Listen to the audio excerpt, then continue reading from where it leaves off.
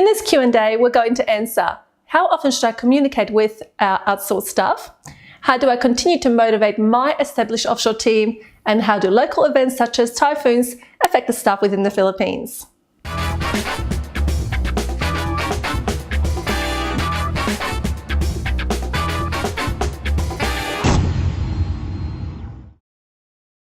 Eva Judge from Affordable Staff, and welcome to our raw Q&A session around outsourcing.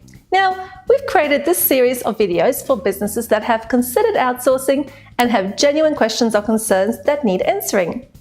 The format is 3 questions and 3 answers based on our 320,000 hours of outsourcing experience.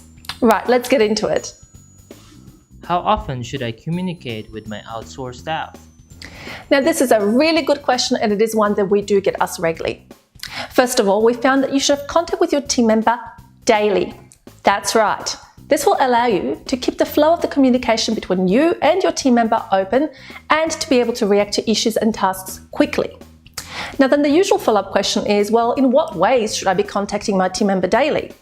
So we strongly encourage that you communicate using voice, two-way chat, screen sharing and other methods that support a two-way flow of communication.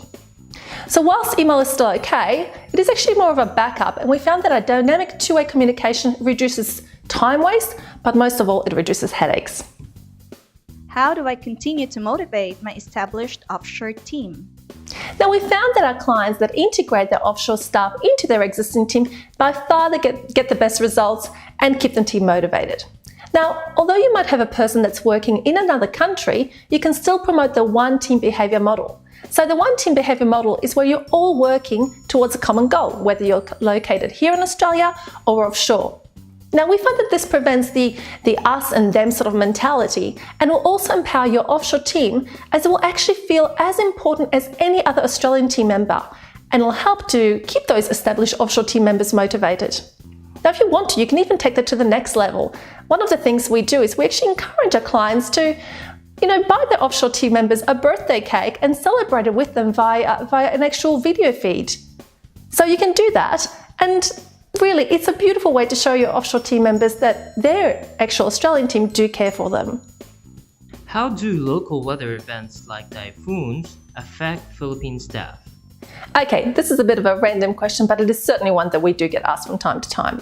Now, local weather events such as typhoons can definitely affect an office and the staff within the Philippines due to their close proximity to the equator and other factors.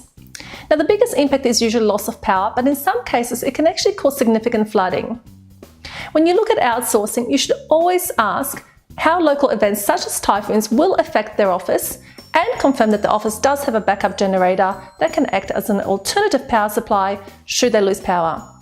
This is obviously another really big advantage of having your team working from within an actual office. Now, in reality, there are local events that will impact any region wherever you're offshoring to, and it is important to ask the question in advance about the area and to make sure that you or the company that you're outsourcing to can demonstrate on how they will reduce risks. Okay, that's it. So if you'd like to find out more about how outsourcing can work within your business, you can call us anywhere from within Australia on 1300 139 482. This is Eva Judge from Affordable Staff, showing Australian businesses how to succeed with outsourcing.